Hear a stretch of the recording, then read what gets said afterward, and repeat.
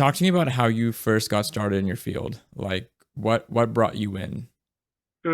So I was initially a engineering major, and I realized that physics was not my deal.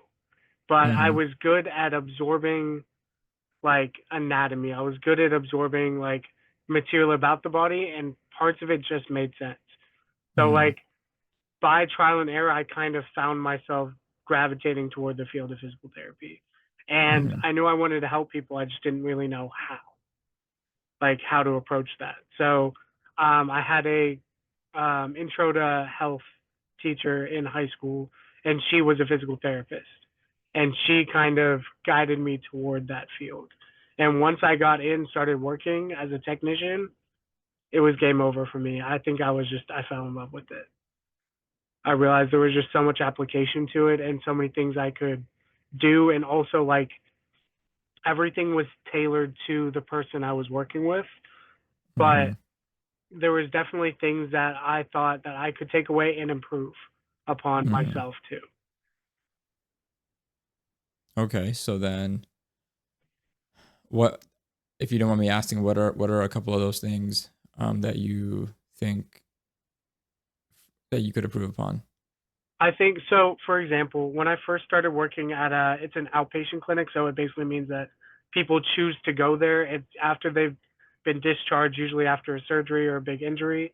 Their Mm-hmm. orthopedic doctor will refer them to an outpatient clinic. So Mm-hmm. when I was working at those clinics, I learned about, the basic stretching, using a strap, laying on the table, and the demographic of the patients was a little bit older, so we had a lot of Medicare patients. Mm-hmm. Um, but I realized that those same stretches can be modified depending on the patient's level of ability. So Mm-hmm. upon improving, you kind of just play around with manipulations of the stretch. Oh, hey, I'll take it off to one side, or I'll increase the intensity, or I'll change the position. So those are Mm-hmm. some minor improvements that you kind of pick up on over time. So you kind of make it more your own, so that there's probably like, I don't know, like 30 or 40 databases now that have all of these exercises listed. So most of these people have taken basic regressions and progressed them and made them a little bit more either intense or made them different or more modified. So Mm-hmm. what I used to do in my last clinic was specifically taking exercises to progress and regress them and putting that into a database for our particular clinic, so we would have modifications for these exercises that we were already doing for a kind of like a protocol. For Mm-hmm. like say it was knee or hip, we would have to stretch Mm-hmm. the IT band, or we'd have to stretch the adductors on the inside. So finding different modifications and switching from like just flexibility to mobility drills that you can still Mm-hmm. use the strap, pushing against it, what we call PNF stretching. So Yeah. that's a proprioceptive neuromuscular facilitation. So it's basically like a contract relax kind of Yeah. situation with the stretches. Mm-hmm. What part of the field do you feel like you're gravitating towards more now? Sports, And what you're trying to like get into more? definitely sports and athletics. Okay. So I've worked with the older demographic, like the more Medicare patients, where it's like we can kind of dive into simpler things, but their tolerance is a little bit lower due to Mm-hmm. age, fatigue, that kind of stuff. But I realized my target like patients is the ones that are active and don't want to be sat down and don't Yeah. want to be sedentary, which Mm-hmm. primarily fall into the field of or the umbrella of athletes. Mm-hmm. So like for me personally, I would love to just dive straight into dance. Yeah. Like that's what I enjoy, that's what I understand, and that's what I can really work with. But Mm-hmm. any athletes, I'm also open to doing that. So I definitely think like sports orthopedics is Mm-hmm. what I'm kind of leaning towards. Okay, so then let's stay on dance for a little bit then, Okay. because I think that's a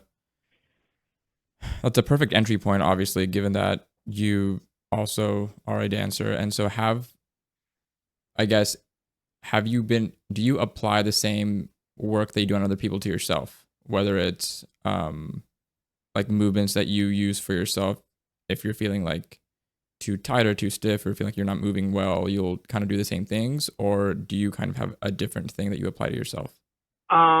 I feel like it depends. For the most part, yes. The same information that I'm giving, I have to be able to one, demonstrate myself, and two, I have to have put into practice to know it works. Mm-hmm. So I try and manipulate all of these exercises on myself so I know that, hey, if I do this to a person, I'm knowing that this is effective versus this method might not be. But for all of the routines, stretching routines and dynamics, I do myself. So Okay. if I'm feeling tight, certain positions are hard to do on yourself. Mm-hmm. So if I'm working on my back and I need to rotate, in some instances, it may help to have another person pushing down on my leg Right. to really increase that rotation and get opposition. But Mm-hmm. if I'm just stretching, a simple stretch, then I can do myself. So it really just Okay. depends on how intensely I need it or if I need an extra set of hands to Mm-hmm. be able to manipulate. Okay. Okay, cool. And then, so given your time and your experience in the dance community here in Dallas, and I guess the knowledge that you now have through your profession, are there some common or more like injuries that happen more often with dancers that you see Knees, now? knees, Knees. Okay. 100% knees. I've seen a Okay. lot of ankle injuries that's simply from instability, but for the most part, I found it's knees. Okay. Like knees cracking or knees crackling, what we call crepitus, where it feels Mm-hmm. like creaking in the joint, Mm-hmm. or like medial, like MCL joint or MCL tears. I've Mm-hmm. seen a couple of those recently in our community too. Mm-hmm. And knee, so what we say is like generally everything goes up the line. So if you have a problem lower down, so say it's the ankle, an ankle injury can lead to a knee injury, can lead to a hip injury. It Right. travels upstream every time. Okay. So finding that knee injuries tend to happen also causes hip issues.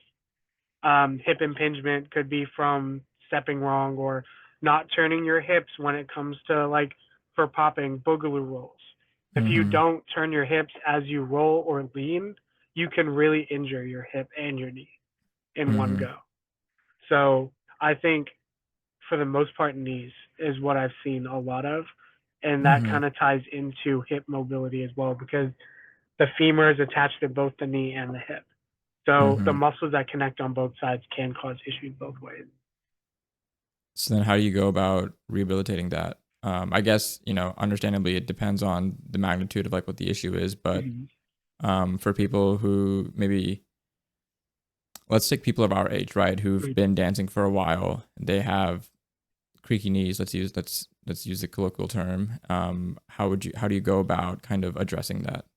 So more often than not, there's instability somewhere, which is causing the creakiness, or it could just be cartilage issues. So it really depends Mm-hmm. on the body itself.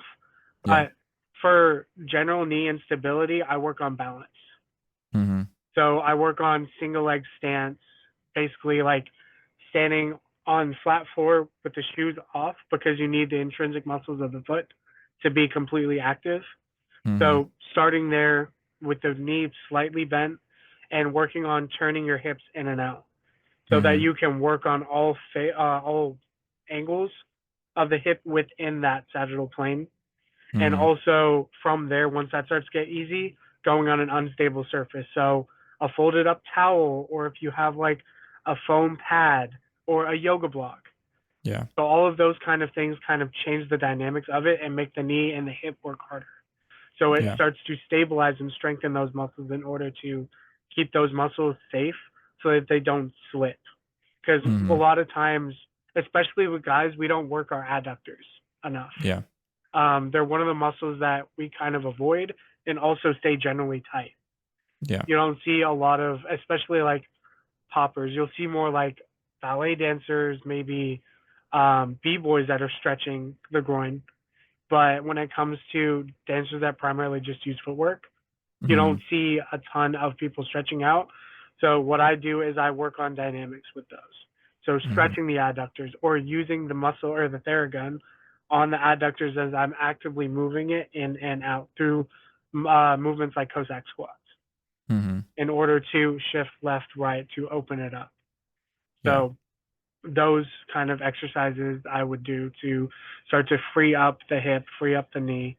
Also, IT band stretches. Yeah. Um, the IT band is not a muscle; it's actually fascia. So the muscles that's connected is called the TFL, so the Mm-hmm. tensor fascia latae. But that blends into that fascia that kind of runs down the outside of the hip, keeping that Mm-hmm. knee stable. So when Mm-hmm. we walk, we have our glutes involved and we have the IT band that kind of holds tight. Now, if the IT Yeah. band is too tight, one, it can pull your knees out and have a little bit of bow legged, but also it can cause impingement of the hip. Because if you Yeah. think about a rubber band pulling, you have that knee joint or the hip joint up here, and you have the IT band that kind of runs down the side. If that's pulling so Mm-hmm. tight, it's just going to pull the actual bone higher up into the socket itself, causing more of a pinch and sending pain signals down into the leg and also into the groin. Mm-hmm. Okay. Going to something that you said earlier, because this is something I've always wondered, and I guess I haven't found the answer. So hopefully you can explain it. Why is using like a massage gun while you're moving the muscle more effective than, I guess, um just using it on a static muscle, like a stationary So muscle? that comes down to a difference between mobility and flexibility.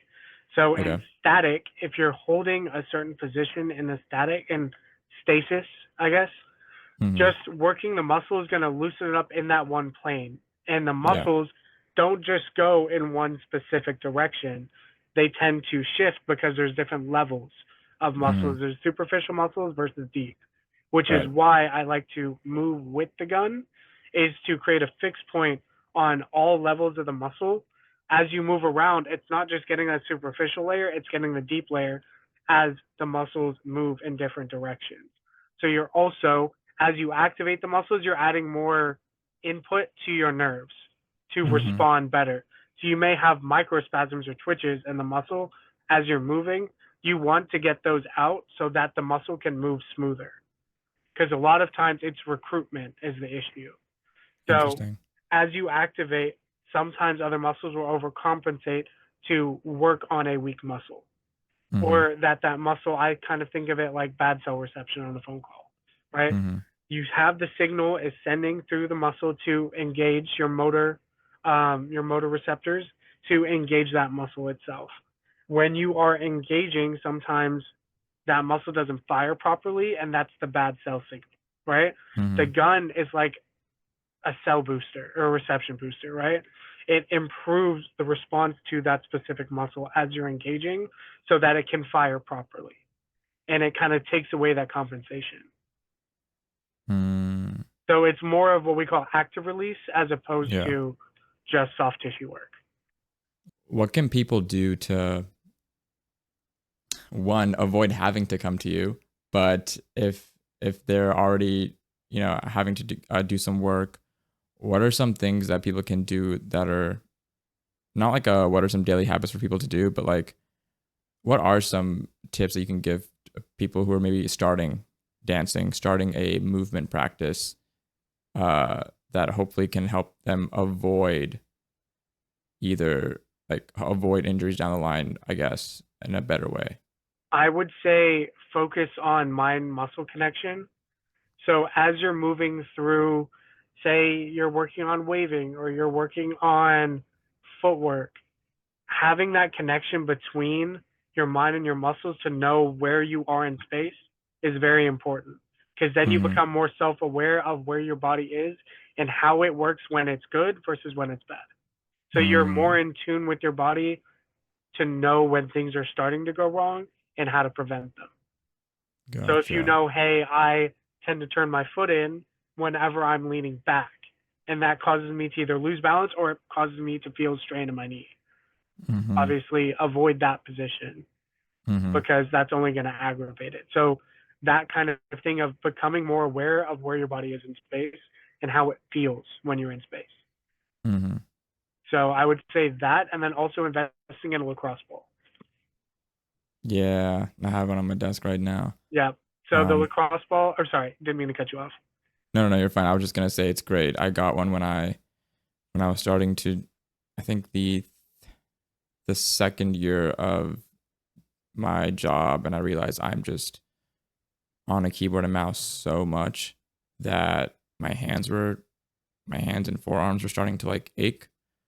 And that was around the time that I got the lacrosse ball and was just rolling it like as fast or slow as possible, like down my forearm and like on my hands and stuff, just to like simulate a little bit of like a massage gun or like somebody digging into my forearm to Yeah. relax it. Because it was getting stiff, it was getting bad. This was right before I tore my wrist. After that, I didn't massage as much, and then once the wrist got better, I brought it back. Um,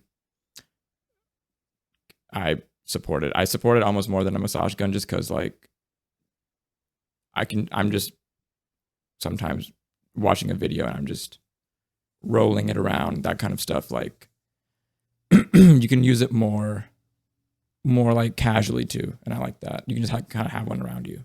Hmm. I'd say even more than just a lacrosse ball too is invest in different sized bouncy balls. You told me So this, like yeah. nickel sized, have one that's like quarter sized, and then one that's slightly smaller than your lacrosse ball. Mm-hmm. The only reason why I say that is because muscles of different sizes have different gaps between them. And a lot Mm-hmm. of times, in order to release those gaps, you have to go in what's called, I like to call the septum. So the Yeah. gaps between, so for the quad and the hamstring, the IT band, yes, it does kind of lie within that gap, but going between the separation between the quad and the hamstring can really Mm-hmm. open up the whole hip, or it can Mm-hmm. really open even getting into the like the bottom of the feet. That's why I like to use those small ones because the valleys between the toes are very, very small. So to be able to fit a ball between those, you want to get something that fits Yeah. physically between that. So doing like a lacrosse ball on the whole foot might be a little bit overkill, and it might be too Mm-hmm. vague because it's not going to hit in the small valleys. It's not going to contour. So I'd say the lacrosse ball is solid and having different options to be able to Mm-hmm. hit different muscles. For your, I guess, for your own knowledge, how do you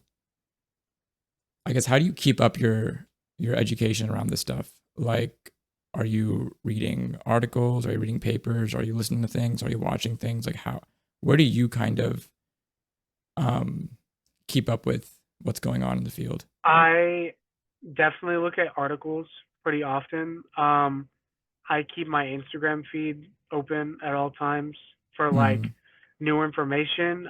There's a Mm-hmm. lot of good creators that have good knowledge, especially on movement practices, on how to release muscles, mobility drills.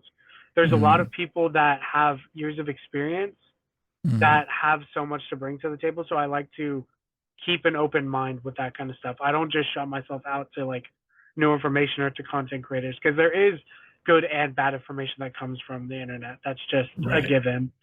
Yeah. So, and this, and like in most cases, I do my research on that post. So like Mm-hmm. I'll look into what they're saying, or I'll try that specific exercise out, kind of look at how it goes mechanically, and also like more of the like kinesiology aspect of it, of how the muscle's Mm-hmm. lengthening, or how the nerves are involved, or what the physical response will be after you do the exercise. Mm-hmm. So I think in that sense, I just keep every avenue open. So like social media, articles, videos, just anything that I can find, and also Mm-hmm. talking to other dancers too, because Yeah. who better to know about dance than to talk to more experienced dancers like OGs that have Yeah. been doing this for a long time and have the longevity of training for, I don't know, 15 plus years and Mm-hmm. still going Yeah. without, for the most part, having pain. Yeah. So, like, a good Are person there I things reach, that you learned from them that you can share? Like either I guess things that they do or I guess information they've come across that's like pretty good to know in general. yeah, I think a good person I reached out to recently was Rashad. Mm-hmm. Rashad has a lot of knowledge on movement practice in general. because his background was not just dance, but it was sports prior to. So he had mobility drills and training and um, physical endurance training as well, Mm-hmm. which is also a really good important part of dance that I feel like a lot of people overlook is Yeah. muscular endurance and stamina too. Like especially when Mm-hmm. you're battling, you have to have breath work, you have to have pace. You can't go too hard too quick, otherwise you fatigue out. So Yeah. I think in talking to him and learning about the kind of stuff that he does, his hip drills are very interesting Mm-hmm. because he stays on the ground the entire time and does not really like move from there, but he likes to play with the space. So he has full mobility of his knees, his hips, and his torso as he is moving through the ground.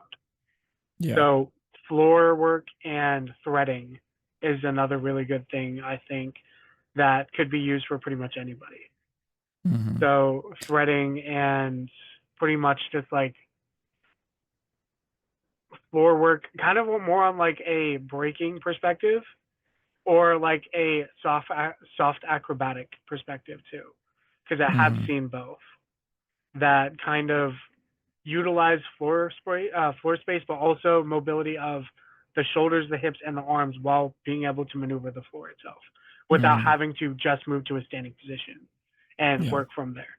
So I think moving in different planes is one thing I did talk to Rashad about, from staying at the ground to a mid level to an upper level and seeing what works for you and what things are difficult. Hone in on the stuff that's difficult. Don't stay within your like safe space in your Mm-hmm. comfort zone. Kind of break out of that comfort zone a little bit and try things that are more difficult. Yeah. You know what I just thought about when you said that though? It feels like certain, like you have the general overarching style in dance, right? Whether it's breaking, house, popping. Um, we'll just use those three as an example. That's your starting class.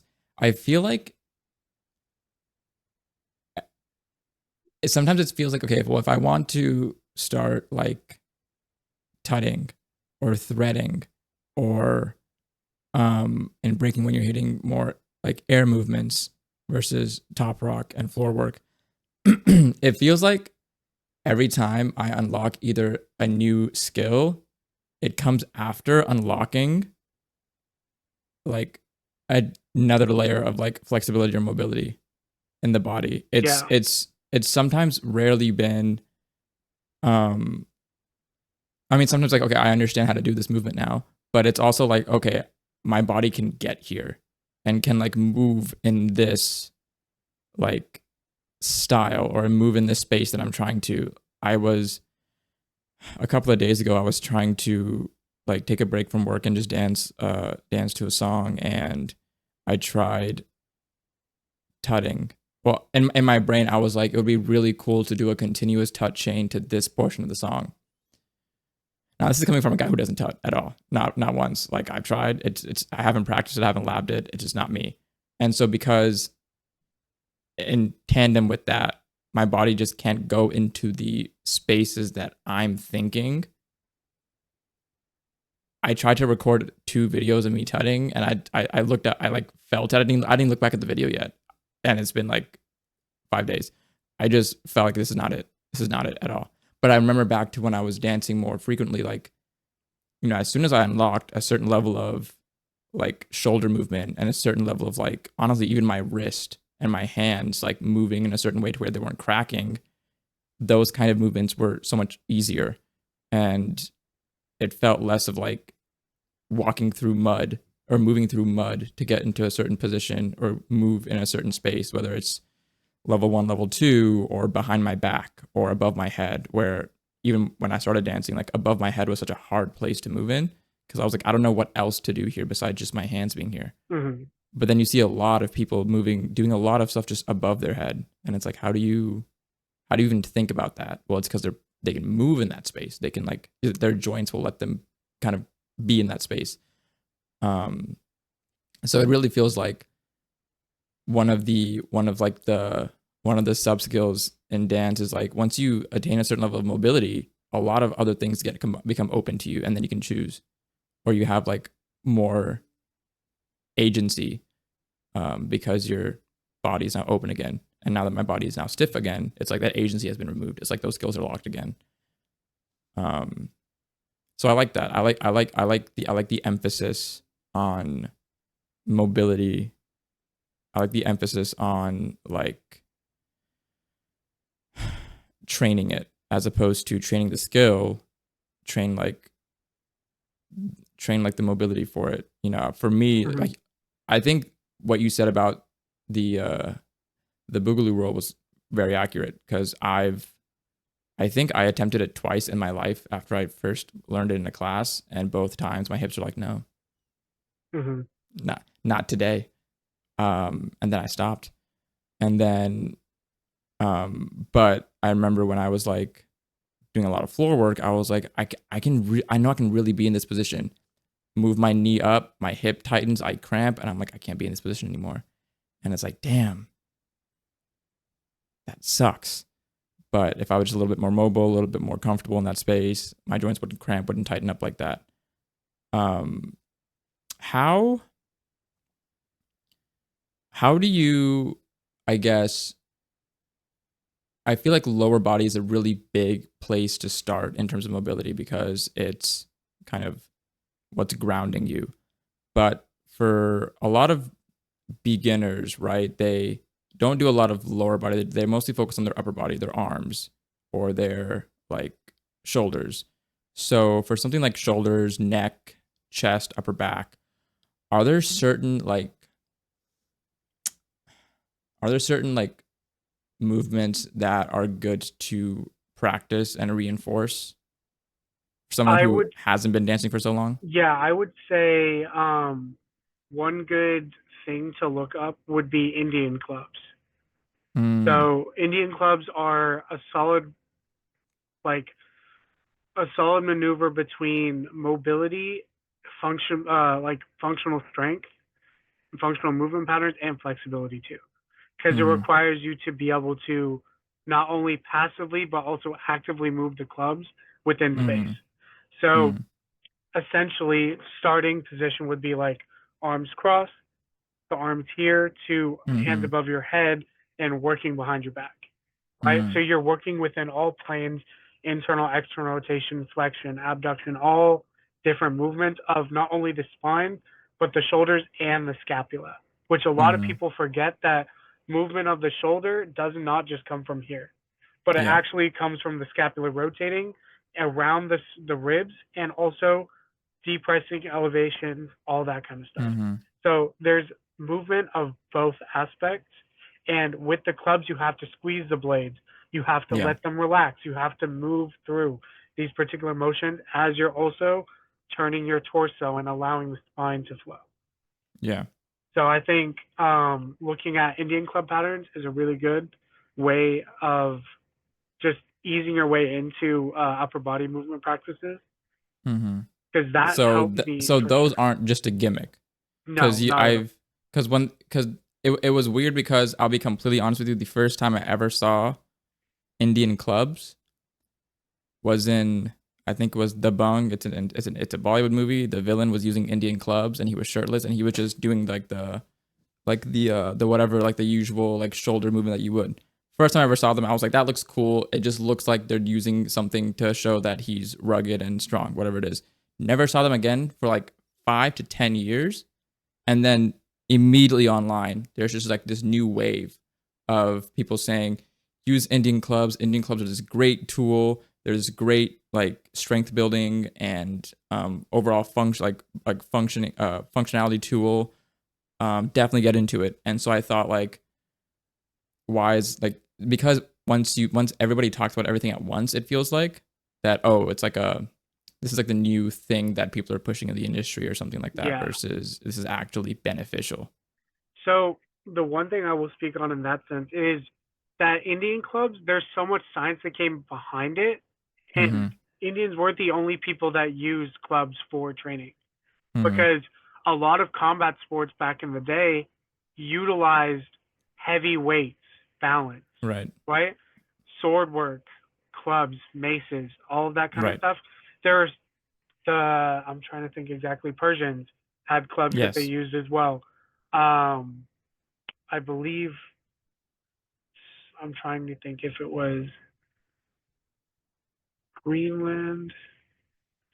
There were some like Nordic references as well to using what's called the shield cast, going around the head and pulling back, Mm-hmm. stabilizes the scapula and as well holds your chest tight. So it creates Mm-hmm. stabilization of the shoulder within different angles of play. Because you would Mm-hmm. have to swing a sword or you'd have to pull a shield over, Mm-hmm. right? So they were functional for them then, but also now we have more range and more play, and the level of performance is at such an elevated state that it requires more than just a two-dimensional, three-dimensional approach to training. Mm-hmm. Which is why also like not just Indian clubs, but Indian clubs into kettlebell training is Yeah. also very effective as well. Because kettlebells have always been more of a you need to swing, but you can't just swing and use momentum. You have to use your muscles in Yeah. order to play with those same angles. And using dynamic movement to not only target the muscles in a static linear movement, but to be Mm-hmm. able to play in triplanar movements where you're getting Yeah. into the frontal plane, the sagittal plane, and into rotational planes too. Interesting. Okay, I like that. We talked about Indian planes last time I was with you, or Indian clubs last time I was with you, and we even used some, and I was like, this shit's hard. Uh, this feels weird, but I like it. I know I like them a lot. Um, I wanted to go back to when I was asking about how you get new information, and I wanted to ask, is there something like like newer in the past year or so that you've learned in the space that you think it's like maybe not as many people know it, but it's good. It's like really beneficial for people to know, whether it's a new like a rehabilitative exercise or a new therapeutic exercise or a new like functional like training piece. Like, is there something new that you think a lot of people don't know this yet, but they should? There is a movement called World's Greatest Stretch. It's Mm-hmm. slightly complicated because it involves a lot of moving parts, but Mm-hmm. that is primarily my favorite movement only because not only is it triplanar, but it also involves from standing movements into a lunge into the ground, threading the needle, and standing back up. So you're getting Mm. basically a full body movement in one go. So Yeah. I would encourage people to look up World's Greatest Stretch because Okay. it does start with a lunge. So it starts with hugging the knee, dropping down into a lunge, almost into a mountain climber, if you know that movement. Mm-hmm. Then dropping one hand, threading the needle, opening up, and then stepping back to center. So it requires balance, stability, and mobility. And Mm-hmm. then you also get the strength aspect of having to hold and stabilize within that movement itself. Yeah. So I'd say Interesting. dynamics, dynamics have been around for a long time, but there are new movements. Also, primal movements are very important because even though as humans we move a specific way, our body and our joints were not meant to be so sedentary. They were Yeah. meant to be fluid. So Mm-hmm. one thing I have been looking into is primal movements. Mm-hmm. So duck walks. A lot of wrestlers use a lot of movements like these to be able to one maneuver the floor, but two also to get their shoulders and their bodies ready to lunge Mm-hmm. or shoot into specific movements. Yeah.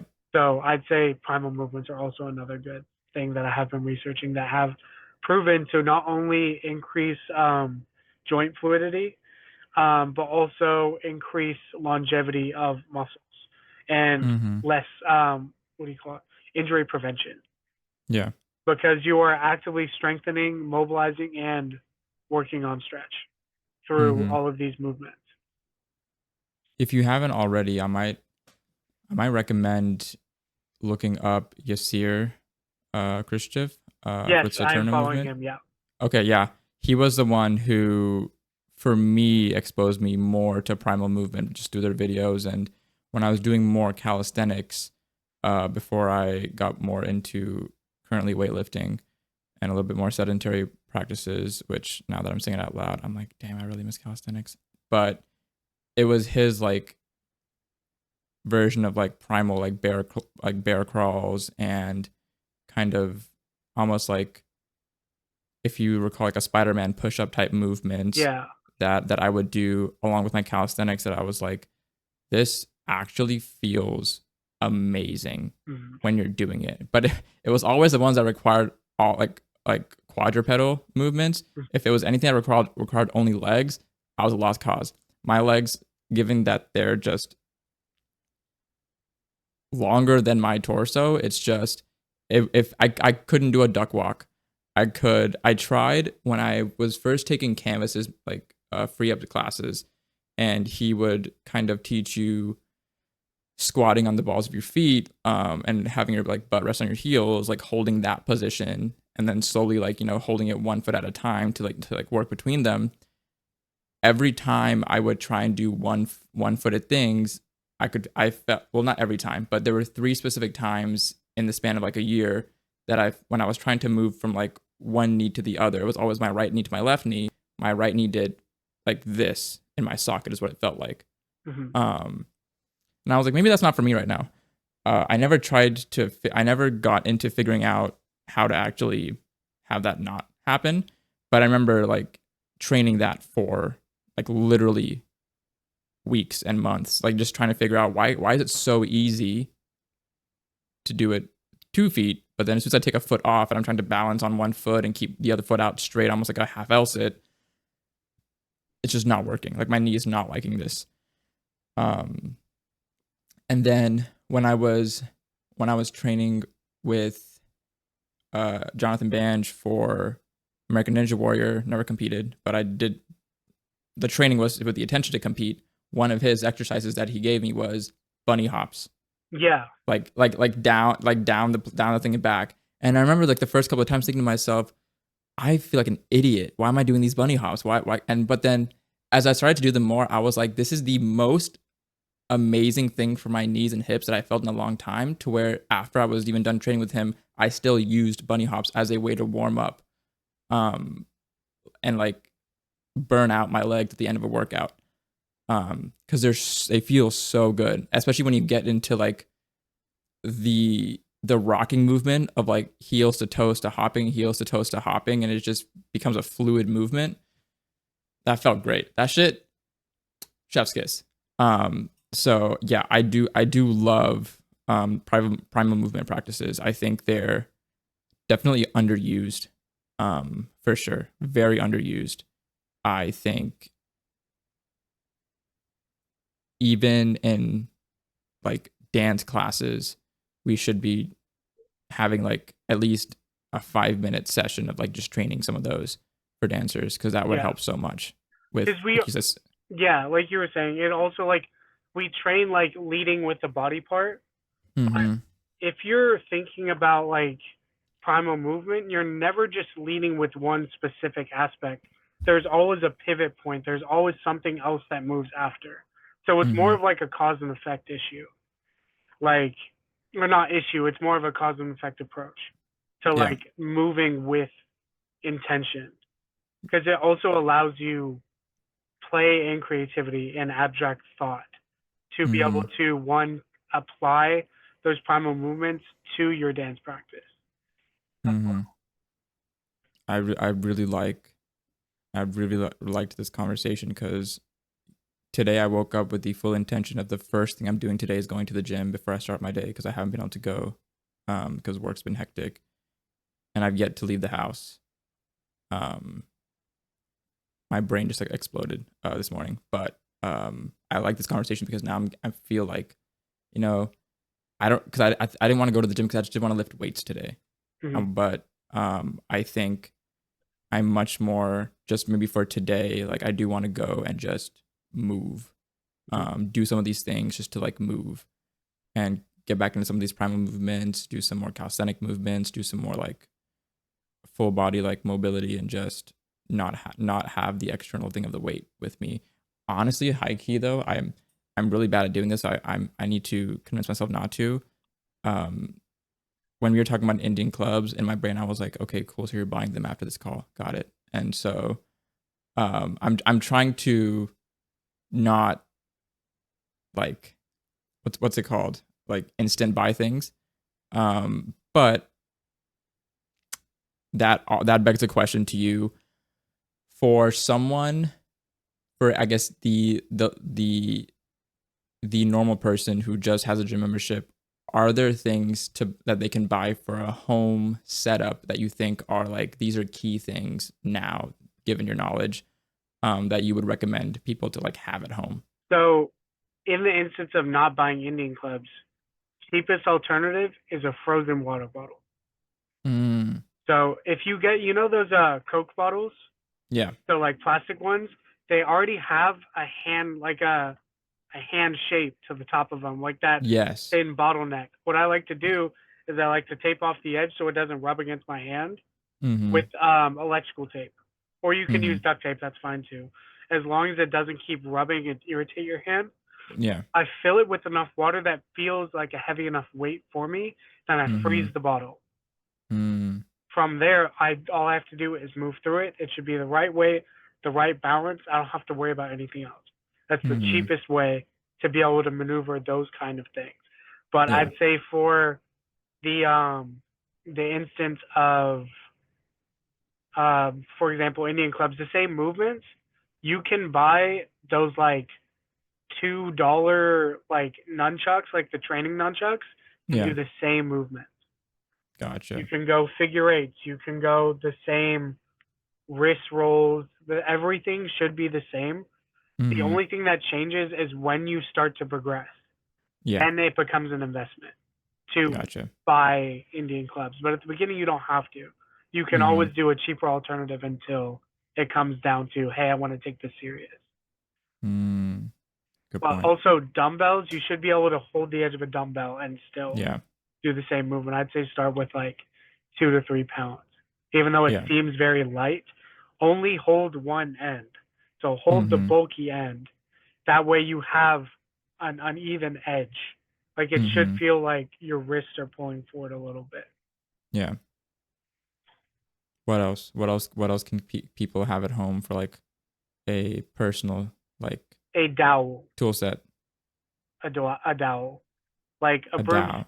a, a broomstick, dowel, Okay. stick, something Okay. about as tall as they are. Mm-hmm. I find martial arts practices to be very, very applicable to movement. I Yeah. like to do stick movements where I'm either pulling the stick up behind my back to improve my posture, or I'm working on my shoulder mobility, pulling the stick around. You can also use a towel or a t-shirt for those kind of Mm-hmm. movements too. But generally, working on rolling the stick or moving through, it improves your coordination, and it also can improve your mobility of your shoulders as well. Because you Mm-hmm. have to internally rotate, externally rotate, and work on flexion, extension, and abduction. So you're kind of hitting all movements of the shoulder in one go. Yeah. So I'd say those. Start slow. Find Yeah. something that seems manageable and hone in on it. So it Mm-hmm. becomes like second nature. Mm-hmm. Um, Nice. okay, so we said Indian clubs, dowel, ooh, kettlebell, Mm. kettlebell. They're cheap. Yeah. You can get molds for kettlebells, and you can literally fill them with liquid cement, and you can get them at the right weight. So those are probably a cheaper alternative too. Also, you can buy weights at Walmart Mm-hmm. for pretty cheap too. So I would say Okay. and free weights, kettlebells, and dowels slash nunchucks. Nice. I Just like for that. functional strength. Yep. That's a good standard list. And then invest in a yoga mat. Yeah, I agree. I agree.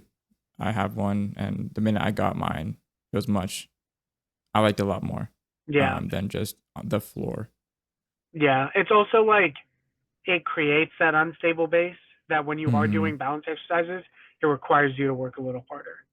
Right. So there is that aspect to it too. That it's, yes, it's cushioned, but also it has a functional purpose for it as Mm-hmm. well. That you have to stabilize a little bit more, and your feet and your grounding of your Mm-hmm. body has more emphasis. Yeah. I like that. Now that's some really solid, solid advice and information that we've covered today. But I'm not done talking to you. I do want to ask. Let's talk about you a little bit more. Okay. What are you working on in terms of your uh dance right now? I would say opposition. So using my arms and my body to really reach. Mm-hmm. So working on stuff like not quite diving into EB too hard, but like electric boogaloo style reaching and working on scarecrow where I'm really up Mm, and then I'm really low. Like yeah. I'm creating levels and like compression and expansion Mm-hmm. or compression and extension. Yeah. So I'd say that like active lengthening of my body to make my rounds more entertaining and being able to like visually see the difference in texture and energy. Mm-hmm. That and I think just sharpness, working on like crispness in my movement. How's your does that involve like footwork with it as well? Definitely, yeah. Keeping my Yeah. feet balanced and not necessarily under me, but keeping my body weight, like knowing where my body weight sits when I'm Mm, reaching and those things, because it's very easy mm, to just lose balance or fall over or make it look off, if that makes sense. yeah. Oh, So, I remember what I was gonna ask. okay, And it unknowingly goes back to the entire first 50 minutes of what we were talking about, and I'm gonna get back to you. okay. But I did want to ask, and I saw these in high school, even with my friend who bought them, but like these like really no support shoes that look like feet Toe shoes. are still being pushed. I forget what they're called. What are they called? Toe shoes or toe socks, that kind of thing. Yeah, exactly. What is up with those? They do have function. I do like Mm-hmm. them. They're good for weightlifting training Yeah. because it is a closer fit to where your feet should be during training, Mm-hmm. and they're not like increasing your arch so much to the point where your feet, like the muscles in your arches, are not working. Yeah. They're flat enough where your muscles can still work and your toes, you can still grip. Whereas Mm-hmm. when you're wearing normal tennis shoes, say you're trying to work on gripping with your toes into Mm-hmm. movements with calf raises or that kind of thing, when you're Yeah. wearing tennis shoes, the whole shoe will move as Yeah. opposed to one individual aspect. Yeah. So, though they look kind of janky, I do actually advise getting some flat or weight training shoes Mm-hmm. because if weight training is part of your regimen of Yeah. getting into deadlifting or squats, those Mm-hmm. kind of flat shoes are actually very good and applicable for training like that, which is why there are like squat shoes or Mm-hmm. like wrestling shoes are probably the closest thing you can get to it. Interesting. Okay. Glad I cleared that up. Um, I could never find I could never figure out the actual function of those or like the actual benefit of those versus like people saying anecdotally, I really like this or I really didn't like this versus like standard across the board. Like what is the purpose of these? But that's a good summary. That's a that's a good bit of like explanation on that. Okay, back to you. So with the knowledge that you have now, if you were to go back to when you first started dancing, are there things you would do differently? Yes, I think not being so focused on how I look versus Mm, how the movement feels mm, because I felt that I was so focused on how other people were viewing my dance that I wasn't worried about how I felt in the music slash how my body was feeling because I would push myself to limits trying to not copy but like create my own image of another person in myself.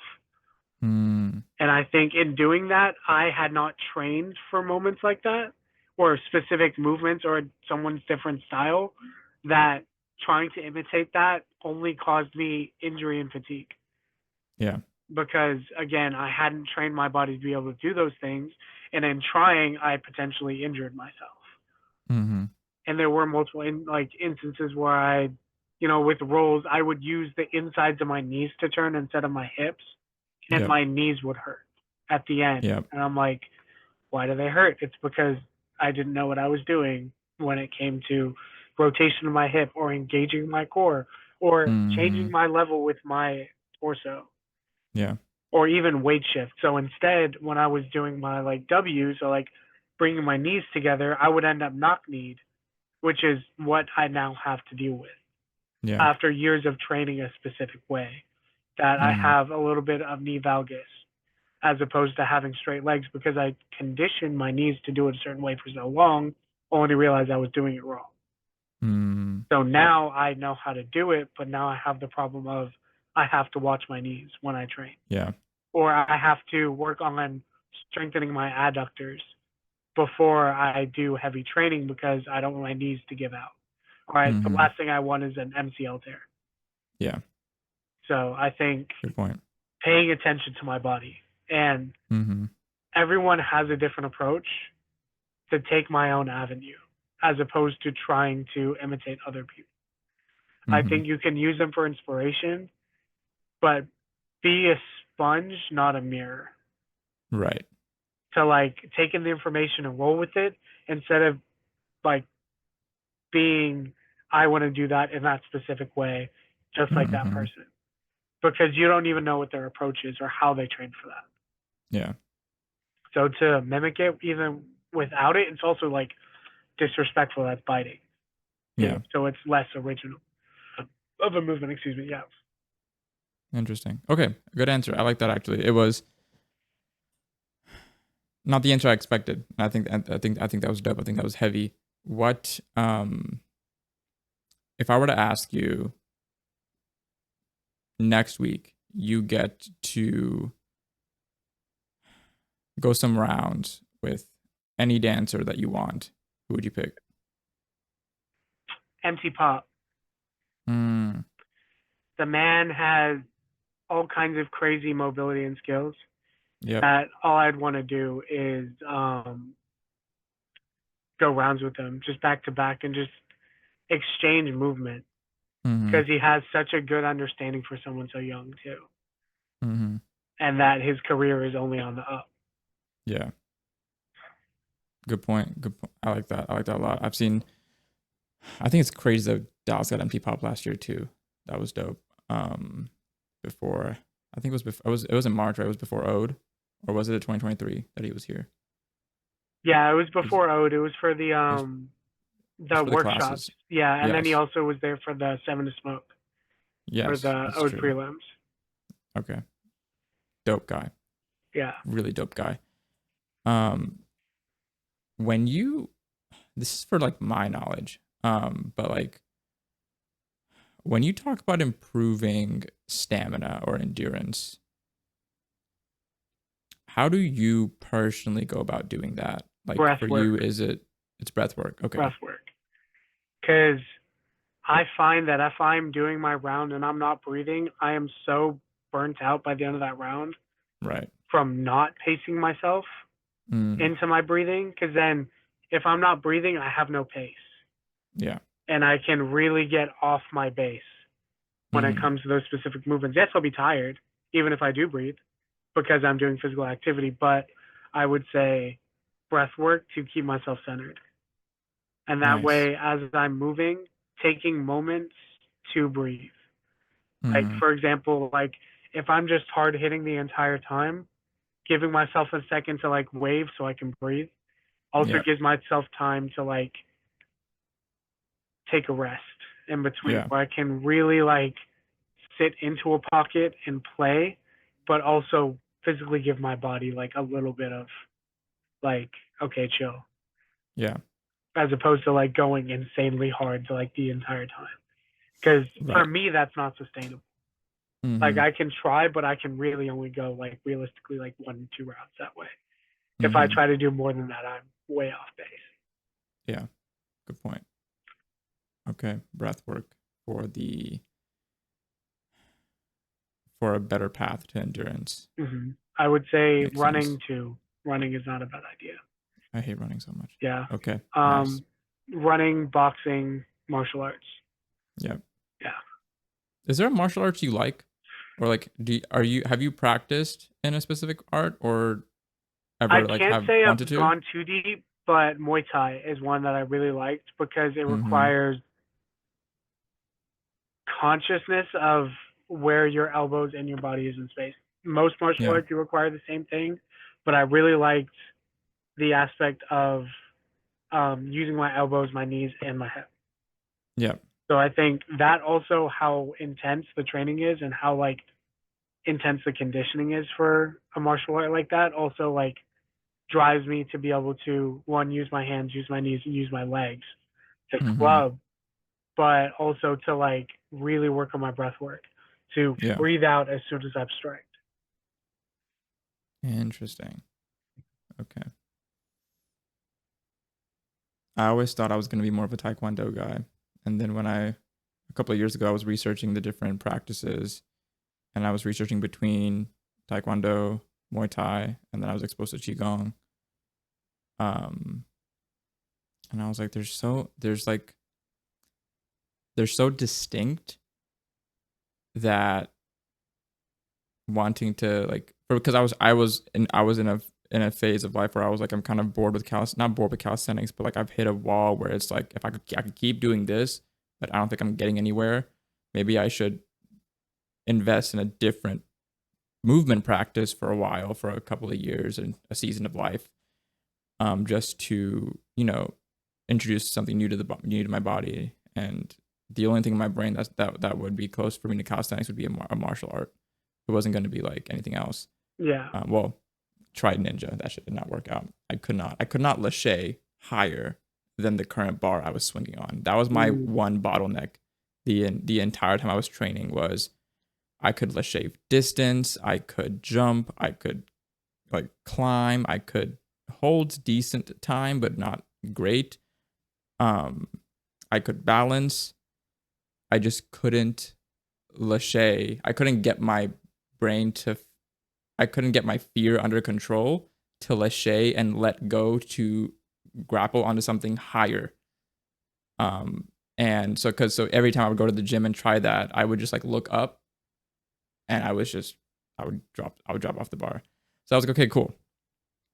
Martial art. Couldn't sell one. Because for me, it's always been about legs. Because calisthenics is always my upper body. So I was like, I want something with legs. I want something to actually like take my legs and make them a weapon of mass destruction. And all of them did that. And I was like, damn it, I can't choose one. So I've yet to do that. But I've talking to like other friends of ours, a decent amount of friends of our age are now like, I kind of want to get into like a martial art or like something else that isn't dance, and not the gym. So yeah, I feel food for thought. it's more functional, kind of like calisthenics is. Mm-hmm. Is I feel any way that you can utilize your body without increasing the load so intensely that it compresses your joints is going to be a practice that you're going to use for a long time. Yeah. So when it comes to like, I did Taekwondo for quite a while, and what I learned from that was I can really discipline myself to train forms and to engage in stretching constantly because if I'm not stretching, I'm going to injure myself. Yeah. To work on my physical strength because I'm going to need physical strength to be able to strike, but also to be able to get my body into certain positions. Mm-hmm. So just the sheer instability that I had prior to going into Mm-hmm. like these trainings were like an eye opener for me that I have to be so diligent and I Yeah. have to be consistent with it because slipping up will cause me to slip up in my performance, which is Mm-hmm. the same way with dance. Like not training, there's definitely a toll that For not sure. training takes. on your body. If you just want to go session, it's different. But if you're Yeah. competing, battling, or going multiple rounds and doing something like a seven to smoke, you really have to train your body for that. Yeah. Because say that you're on the receiving end of winning the entire thing and going 7 rounds straight, that is 7 minutes of cardio back to back. Mm-hmm. Because those minutes or those rounds are roughly 45 seconds to a minute long, Yeah. and they get tough. Yeah. So, like, even for, I think it was Ritual Warfare, right? For the All Styles and popping for Ritual Warfare, Stoop ended up winning, but he lost his 5 point streak at the beginning only to gain it back. So he was Right. doing rounds constantly. He must have done like, I think like 10 to 12 rounds back to back just Mm-hmm. to get back to winning the entire Yeah. thing. But he was so fatigued that his body physically could not handle it at the end. Mm-hmm. So there is a definite toll to one, like training long term, like for a long extended period of time, but also to like pace your breathing and step, Yeah. because not being able to do so is just going to cause failed performance or injury or an episode of some sort. Mm-hmm. Good point. Good point. So prevention is always key. Mm-hmm. Train to, True. yeah, so train to be able to perform, not to fail. Mm-hmm. Because if you try something that you haven't ever like done before, if there's a move that you're like, I'm gonna do this today, but you haven't tried it at all, and it's in a high pressure situation, more than likely you're not focused on your form. You're focused on doing that specific move. And if Yeah. you mess up, you're very prone to injury because you did not train your body for that specific thing. Yeah. So I would say Facts. best practice is prevention, being Awesome. proactive versus reactive.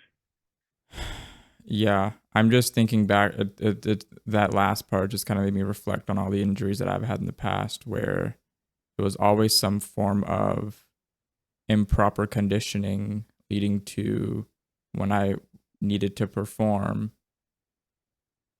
my conditioning did not allow me to perform as well as I needed, and I kept trying to force it. Had a shoulder impingement senior year of high school and a very aggressively stretched left oblique muscle with tennis, but specifically because I was trying to force my serve form to be like good serve form. Because in high school, people don't mind if you just like toss a ball, slap it, and then just get over the net. You just have to get it over the net. But I was like, no, that's not good form. So I kept trying to toss and then swing, and so I kept overstraining my oblique and then forcing my shoulder to do the swing the way thought it was supposed to be done. Shoulder impinged, oblique strained and stretched, and I was out for the rest of the season, which was I think already spring of senior year, so it was just me going to graduate. But that was my first ever bout with physical therapy because I did that, and then calisthenics throughout college was tough because I didn't have any formal training. So it was just like seeing exercises online and trying to replicate them. And like, how do I get a front lever? Don't try a front lever unless you actually achieve a tuck and Right. can hold yourself on a bar and can work your scapulas and know how to depress and retract and things like that. And how do I do a planche?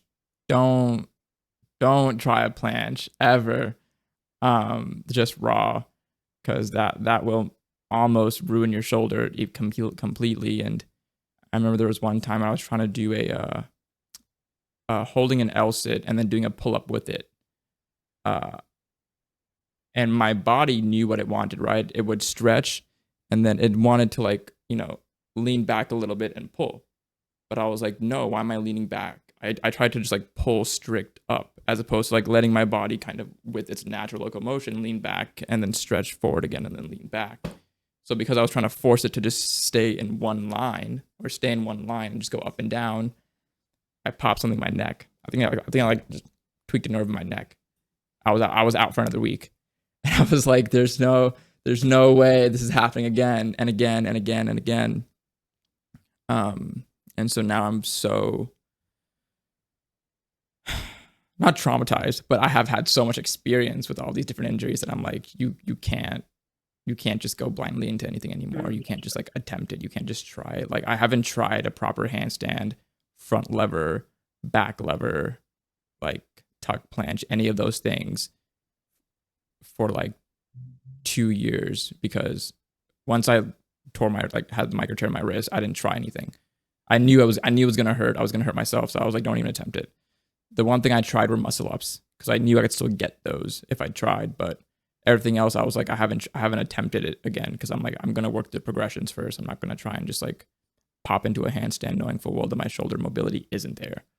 It's not there at all. Like it's caught now, so I have to reopen up my shoulders and my scaps and my back, and I have to like recondition my pulling strength for a front lever again, which means I have to like go through all the stuff that I spent 3 years doing in college. I have to like restart almost to actually get back there. And I was like, and I told myself, you can't just go into it again because you're gonna have all the same injuries. I ask everybody this, who comes on the podcast, and it's intentionally vague, intentionally open-ended, but what is one advice that you would like to give to somebody who's listening? Um, don't be too hard on yourself. Everything is a process. Everything is a learned skill. No one just gets something off the bat. So whatever it is you're attempting and or trying, keep with it and trust the process because there will be results. You just have to work for it. And I think that applies to generally anything, whether it's academics or learning or sports or even cooking.